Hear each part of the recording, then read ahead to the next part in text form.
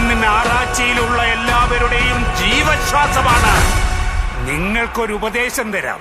ഒരു കാലത്തും നിങ്ങൾ അയാളെ എതിർത്ത് നിൽക്കാൻ പോകരുത് സാർ.